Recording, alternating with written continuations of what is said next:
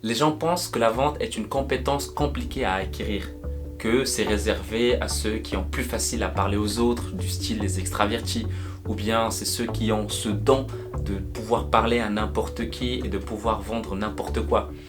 C'est pas vraiment ça en fait. La vente, c'est une compétence que tout le monde possède déjà en lui, et c'est ce que nous allons voir aujourd'hui. Nous allons voir comment vendre n'importe quel produit, même si on est timide, peut-être même très timide, même si on n'ose peut-être pas parler aux autres. Pourquoi? Parce qu'on tout simplement, il faut croire en notre produit. C'est ce que nous allons voir dans cette vidéo. Générique.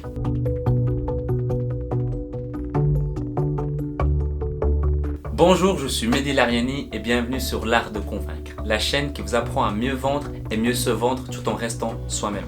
Si vous êtes nouveau ici, pensez à vous abonner en cliquant juste en bas parce que je publie une vidéo chaque semaine. Dans la vente, il y a deux types de profils. Ceux qui croient profondément aux bénéfices de leurs produits et les autres.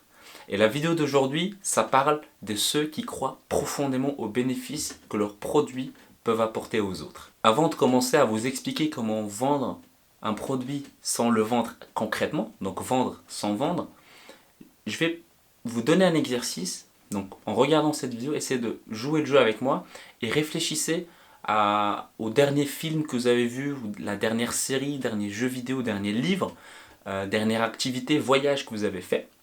Vraiment, pensez-y profondément et dites-vous, essayez de réfléchir à qui vous avez conseillé et à qui vous avez parlé de cette activité, de ces avertissements, on va dire. Donc si par exemple c'est une série, vous avez certainement dû parler de ça autour d'un café avec des amis qui à ce moment-là parlaient de série et là vous avez commencé à les conseiller sur la série que vous êtes en train de regarder pour leur donner envie d'aller regarder cette série. On est d'accord? Donc ça c'est pour les séries. Pour les voyages c'est la même chose. Vous êtes avec des amis, vous parlez voyage et puis là vous commencez à raconter. Ou tout simplement vous revenez de votre voyage et vous avez envie de partager votre voyage. Vous avez certainement dû le dire quand vous êtes entouré avec vos amis dans une soirée, etc. Donc c'est venu de vous-même. Et il n'y avait pas de difficulté concrètement à aborder ce sujet-là, sachant qu'au final, les arguments que vous avez appliqués pour valoriser ce divertissement-là, c'est de la vente. C'est aussi simple que ça, c'est de la vente. La seule différence, c'est que ça, c'est quelque chose que vous faites vous-même pour vous-même.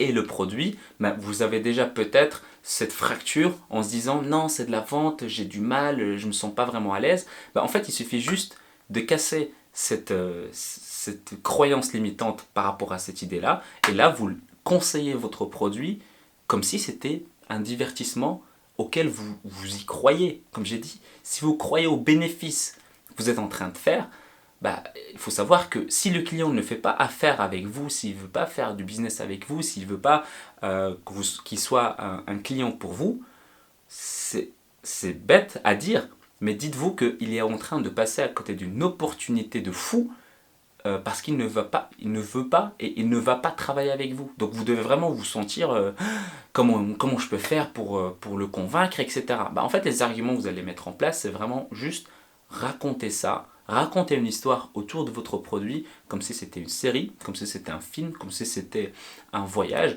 Dites-vous que tout le monde dans cette planète vend un produit, vend un téléphone parce qu'il a acheté le dernier téléphone et puis il va en parler avec ses amis, va vendre le dernier film qu'il a vu parce qu'il a vraiment kiffé ça et va à ce moment-là le partager avec ses amis. Donc au final, les arguments, c'est juste ça, c'est un produit et donc vous l'avez classé dans un endroit que il y a une croyance limitante comme quoi c'est compliqué, et puis le reste qui est normal, qui tout le monde sait que c'est un film, que c'est une série, etc. Donc, commencez par aborder le sujet comme si c'était une activité que vous adorez faire et que vous avez envie de la partager pour faire vivre à votre client des émotions comme ce que vous avez vécu auparavant. C'est juste ça en fait. Le premier élément qu'on vient de voir tout de suite, c'est le fait de croire en son produit, de vraiment croire aux bénéfices que le produit ou bien ce que nous on fait comme service peut apporter comme bénéfice.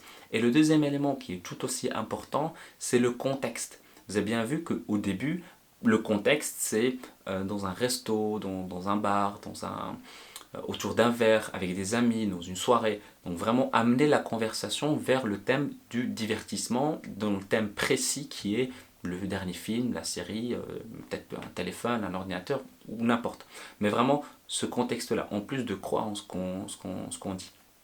Le contexte dans la vie pour un produit, donc dans la vie professionnelle, ça peut être dans un événement de networking. Si par exemple vous êtes photographe et vous avez envie de valoriser votre produit, il ne faut pas juste venir dire ah, je suis photographe. Non, il faut amener la conversation, il faut s'intéresser à la personne, poser des questions, voir un peu ce qu'elle fait. Si par exemple ce qu'elle fait n'a strictement rien à voir avec ce que vous proposez comme service, ça ne sert à rien de parler de ce que vous faites, vous continuez à vous intéresser à elle, vous prenez peut-être ses coordonnées, peut-être qu'un jour vous pouvez la mettre en contact avec quelqu'un d'autre, que peut-être ce quelqu'un d'autre va nous ramener, peut-être un client si on est photographe. Donc il faut toujours rester ouvert à ce genre d'opportunité, mais il ne faut pas venir et étaler votre pitch et dire je suis photographe, qui veut bien de moi. Non, il faut amener la conversation là où vous avez envie. Donc il faut vraiment écouter attentivement. Donc je vous renvoie à la vidéo précédente que j'avais fait sur comment bien écouter les gens dans un événement de networking. Donc il faut vraiment ramener le contexte et faire en sorte que l'autre personne elle-même aborde ce que vous faites comme service, ou bien au moins elle aborde le sujet principal, et là vous dites, en fait ça tombe bien parce que je propose tel service et tel service. Et là à ce moment-là la personne me dit, ah, vraiment c'est chouette, on peut garder contact, etc. Mais il ne faut pas venir de soi comme ça et commencer à lui dire ouais je fais ça, je fais ça. Non, vous intéressez à elle, donc même si vous êtes timide, comme j'ai dit, même si vous êtes timide, pour vous intéresser aux autres, il suffit juste de poser des questions ouvertes où à chaque fois, vous continuez à poser des questions. Donc vous n'allez peut-être même pas parler. Donc elle va parler, elle va vous donner des informations importantes que vous allez à ce moment-là recycler pour pouvoir lui proposer, peut-être parler de votre produit ou du service que vous proposez. Donc c'est comme un placement de produit dans un film. Donc c'est vraiment pas très très compliqué en soi, c'est vraiment très très facile.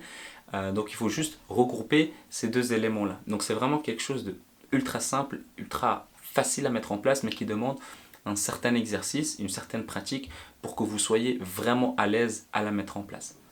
En conclusion, il faut savoir regrouper deux conditions pour pouvoir vendre sans vendre. La première, c'est de croire à 100%, voire même à 300% à propos du bénéfice de votre produit ou bien du service que vous êtes en train de proposer. Et la deuxième condition, c'est d'avoir un contexte favorable pour aborder ce sujet de conversation. C'est ultra simple. Donc, ne vous mettez pas la pression à propos de ce que vous faites. Essayez vraiment de limiter cette croyance limitante en séparant produits que vous êtes en train de vendre et les divertissements que vous faites et que vous partagez déjà à vos proches.